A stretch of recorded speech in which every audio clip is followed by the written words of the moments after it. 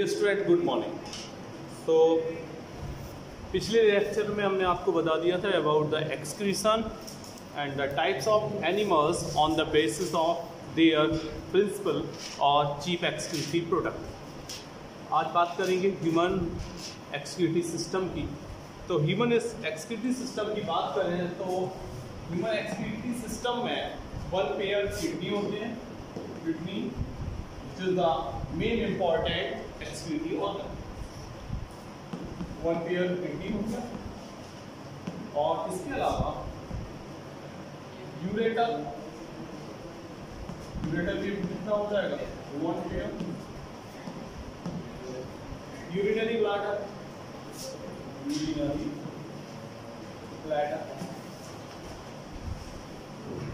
जो होगा एक, और यूरेथ्रा हो जाएगा, यूरेथ्रा वो भी एक होता है। अगर हम इसके डायग्राम की बात करें तो ये बीन से दो किडनी होगी जो कि यूरेटर के थ्रू अटैच रहेंगी यूरिनरी ब्लैडर से।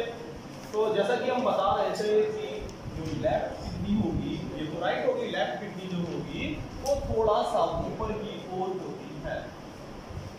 तो हमने थोड़ा ऊपर को दिखा दिया, और ये हमने दिखा दिया यूरिनरी ब्लैडर, और ये फाइनली क्या दिखा दिया, यूरेथ्रा। तो यहाँ देखेंगे आप, ये किडनी हो गई, this is the ureter, urinary bladder, और ये हो गया यूरेथ्रा। ये एक्सक्रीटरी सिस्टम का हमने डायग्राम बनाया ह्यूमन बीइंग्स का। सबसे पहले बात करेंगे हम किडनी की। किसी करेंगे किडनी। किडनी वन पेयर होती है, एक राइट साइड में और एक लेफ्ट साइड में। वर्टिब्रल जो कॉलम होता है उसके पास में स्थित होती है। और किडनी जो है, जैसे किडनी की हम एक स्ट्रक्चर यहाँ बता रहे हैं, ये किडनी है। तो किडनी में ऊपर की जो होगी कवरिंग, उसको बोलते हैं कॉर्टेक्स। क्या बोलेंगे? और जो अंदर की होती है उसको बोलते हैं मेडुला। ये बात आपको कम से कम ध्यान रखनी है।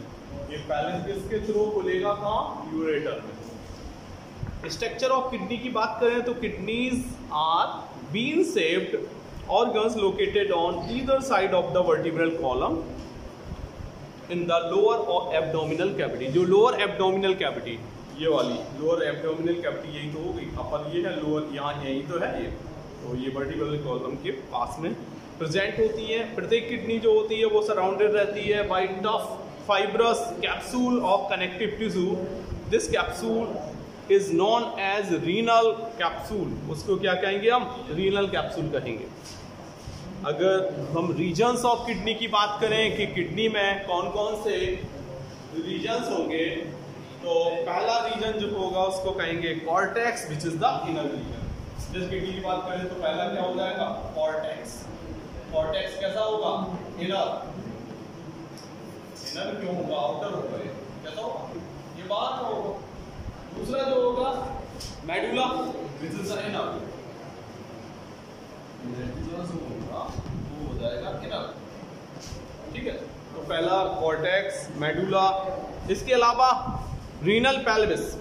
रीनल पेल्विस जो है वो इनर मोस्ट चैम्बर होता है, inner most chamber of the kidney.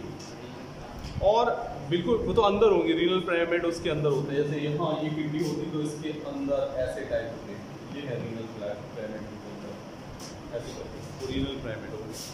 इसके अलावा on the concave median margin of each kidney there is a notch. जो किडनी का के जो मार्जिन हैं उनके बारे में हम बता रहे थे कि उनमें एक नोच होगी, और इस नोच को बोलते हैं हाइलम। ठीक है, इसको क्या बोलेंगे? हाइलम। और बाहर की ओर ये रीनल पेल्विस में ओपन हो जाएगी। और पेल्विस जो है सराउंडेड रहती है रीनल कॉर्टेक्स के थ्रू, और अंदर का जो होगा पोर्शन, जैसा कि हम बता चुके हैं, उसको क्या कहेंगे? Renal medulla. कॉर्टेक्स क्या हो गया? आउटर का हो गया। मेडुला कैसा हो जाएगा? इनर वाला पार्ट होगा, और जो पेल्विस है वो जो यूरेटर होता है, यूरेटर में खुलती है। Pelvis open leads to the ureter, ठीक है। आप जानते हैं कि यूरिन का फॉर्मेशन किडनी के अंदर होता है, urine form in the kidney, और ये यूरेटर के थ्रू यूरिनरी ब्लैडर में ले जाई जाएगी, और यूरेटर के अंदर स्टोरेज होगा किसका, यूरिन का, ठीक है। और यूरेथ्रा ये स्मॉल ओपनिंग होगी, ये वाली, जिसके थ्रू यूरिन पास आउट होगी, बाहर को निकाल दी जाएगी। इसमें एक टर्म और आएगा, मिक्चुरेशन। देखो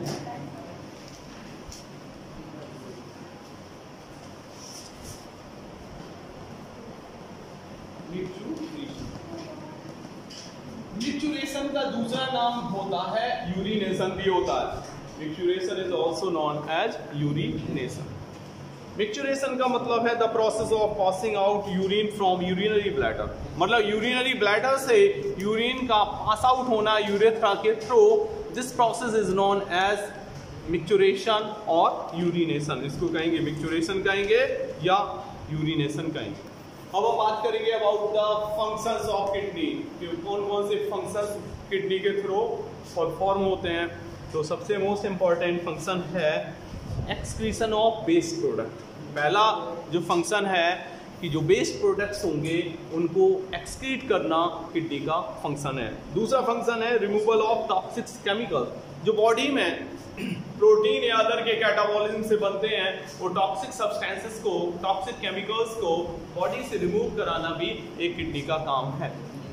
दो फंक्शन हो गए। तीसरा समझो, it maintains water and osmotic balance in the blood. Blood में जो ऑस्मो रेगुलेशन है वो किसके थ्रू होता है, इसी किडनी के थ्रू होता है। इसके अलावा जो एक्सेस विटामिन्स जो हम लेते हैं, चाहे वो नेचुरल सोर्सेज के थ्रू हो या टैबलेट्स के फॉर्म में हो, साथ ही साथ जो ड्रग्स लेते हैं, ड्रग्स का मतलब दवाओं से है, जो दवाएं होती हैं तो उन दवाओं का जितना यूटिलाइज होना होता है उतना तो बॉडी कर लेती है, बाकी का जो रेस्ट ऑफ होता है वो किडनी में चला जाता है, किडनी से वो फिल्टर हो गए यूरिन के थ्रू बाहर निकाल दिया जाता है। तो एक ये भी फंक्शन हो गया। जो एक्सेस विटामिन्स हैं या जो ड्रग्स हैं उनको भी एलिमिनेट करना किडनी का ही एक फंक्शन है।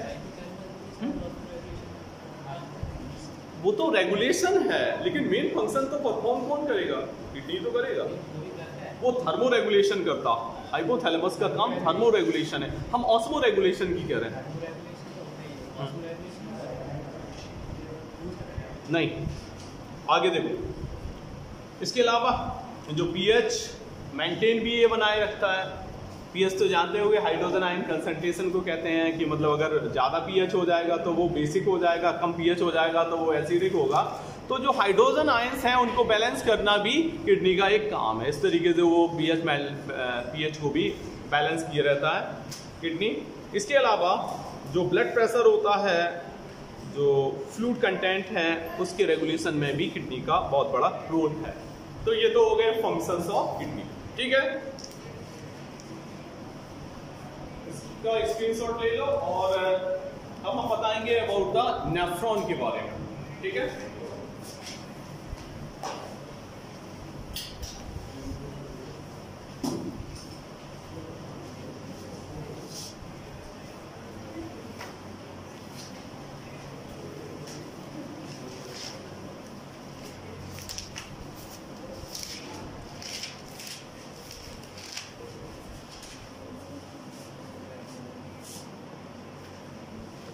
नेफ्रॉन, नेफ्रॉन का मतलब है structural and functional unit of kidney.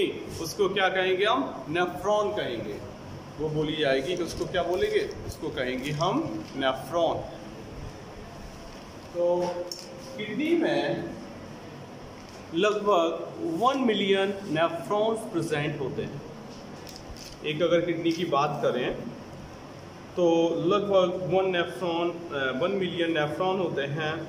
और जो ईच नेफ्रॉन होता है उसकी अगर लेंथ की बात करें तो लगभग 3 सेंटीमीटर उसकी क्या होती है, लेंथ होती है, ये ध्यान रखना है। और ये जो नेफ्रॉन होता है वो डिफ्रेंशिएटेड रहता है 4 रीजन्स में। ये डिफ्रेंशिएटेड 4 रीजन में पहला रीजन होता है, उस रीजन को हम बोलते हैं, क्या बोलेंगे, वॉमेंस कैप्सूल। पहला रीजन होगा उसको कहेंगे वॉमेंस कैप्सूल। वॉमेंस कैप्सूल हो गया। दूसरा होगा proximal convoluted tubule. Proximal convoluted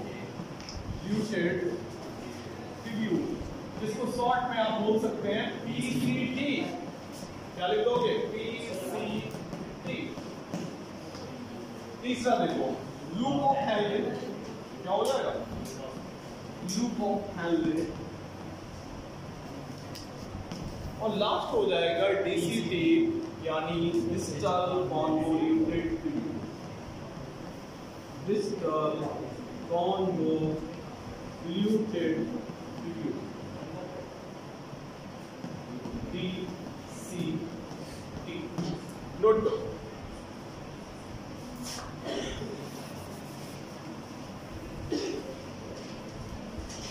तो जो नेफ्रॉन है, नेफ्रॉन में 4 रीजन्स होंगे बेसिकली। देखें तो अपर जो पार्ट होगा उसको हम कहेंगे वॉमेंस कैप्सूल।